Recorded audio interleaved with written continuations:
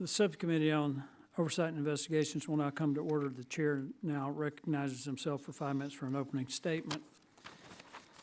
Good morning and welcome to today's hearing entitled Aging Technology, Emerging Threats, Examining Cybersecurity Vulnerabilities in Legacy Medical Devices. Legacy medical devices are medical devices that cannot be reasonably protected against current cybersecurity threats. In some instances, these are older devices that were made before existing cybersecurity requirements were established, but they can also be newer devices that have outdated software and lack the necessary cybersecurity protections required to defend against current threats.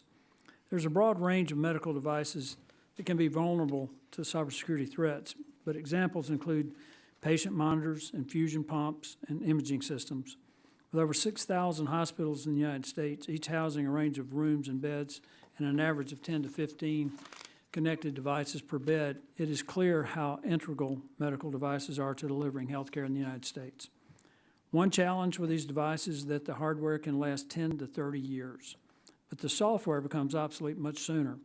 Patching and updating software are common ways to address cybersecurity vulnerabilities, but it is unlikely that such vulnerabilities can be sufficiently mitigated through these approaches due to outdated technology and compatibility issues.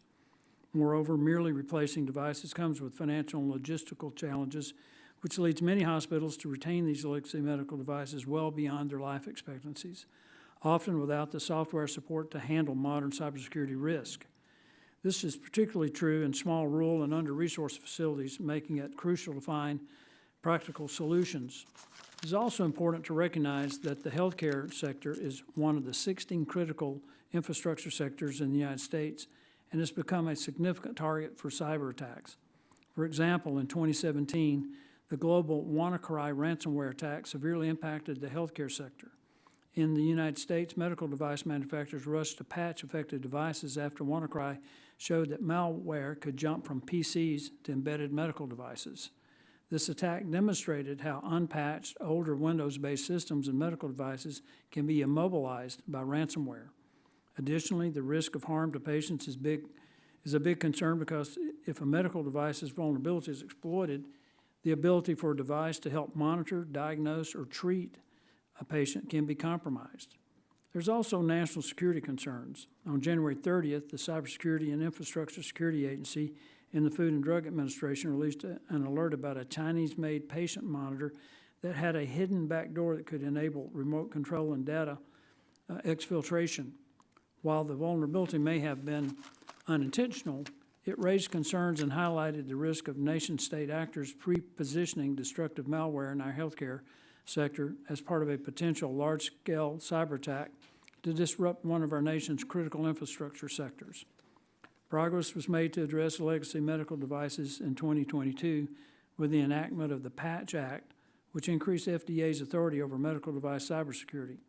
The law now requires manufacturers to submit cybersecurity plans for new devices.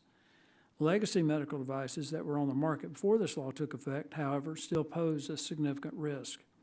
Therefore, addressing cybersecurity threats in legacy medical devices is critical. Fortunately, thanks to the ongoing work of the experts represented by our witnesses today, we have valuable partnerships and coordinated efforts to help address these risks and threats. I thank our witnesses for joining us today and sharing their expertise to guide the efforts in addressing these challenges, and I look forward to their testimony.